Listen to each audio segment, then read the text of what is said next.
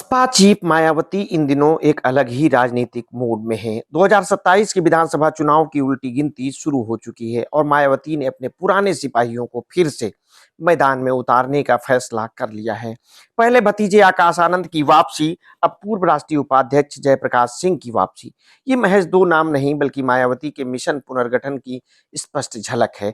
लखनऊ की हालिया रैली इसका सबूत थी, जहां मायावती ने संगठन को लेकर जिस आत्मविश्वास और रणनीति का प्रदर्शन किया, उसने ये संदेश साफ कर दिया कि बसपा अब खामोश पार्टी नहीं रहने वाली। मायावती जानती हैं कि बदले सियासी परिदृश्य में पुराने कार्यकर्ताओं, जुझारू नेताओं और संगठन के अनुभवी चेहरों की वापसी ही बसपा को फिर से प्रासंगिक बना सकती है। इसी सिलसिले में जयप्रकाश सिंह की वापसी एक बड़ा सियासी कदम है। वही जयप्रकाश सिंह जिन्होंने कभी लखनऊ के इंदिरा गांधी प्रतिष्ठान से कांग्रेस नेतृत्व पर तीखा प्रहार करते हुए सोनिया और राहुल गांधी को विदेशी कहा था। इस बयान के बाद मायावती ने पार्टी अनुशासन का हवाला देते हुए उन्हें बाहर का रास्ता दिखा दिया था। 8 साल बाद वही मायावती आज उन्हें न केवल दोबारा पार्टी में शामिल कर रही हैं, बल्कि पश्चिम बंगाल और उड़ीसा जैसे दो राज्यों की कमान सौंप कर ये बता रही हैं कि जो संगठन को मजबूत करने की क्षमता रखता है, उसके लिए दरवाजे हमेशा खुले रहते हैं। जयप्रकाश जाटव समाज से आते हैं और मायावती की सामाजिक इंजीनियरिंग का अहम स्तंभ है। वे मायावती के सबसे भरोसेमंद रणनीतिकारों में गिने जाते थे, जिन्होंने बसपा के स्वर्णकाल यानी 2007 में बूथ से लेकर राज्य स्तर तक संगठन को धार दी थी।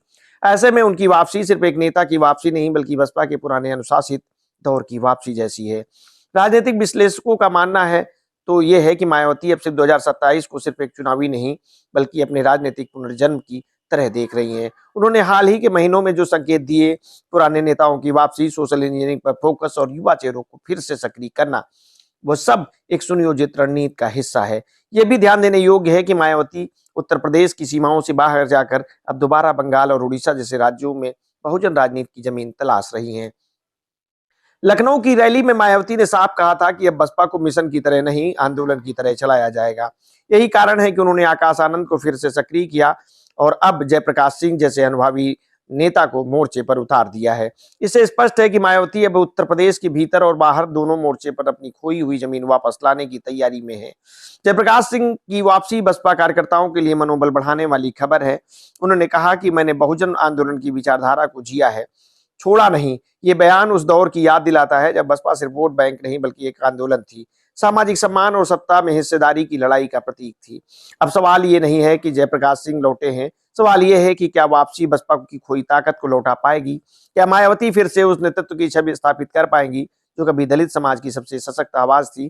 फिलहाल संकेत सकारात्मक हैं, पुराने चेहरे लौट रहे हैं, कार्यकर्ताओं में हलचल है और मायावती एक बार फिर अपने अंदाज में सियासत की शतरंज बिछा रही हैं। शायद यही मायावती की ताकत है, जब लोग उन्हें चुप मान लेते हैं तभी वो सबसे बड़ा कदम उठा लेती हैं।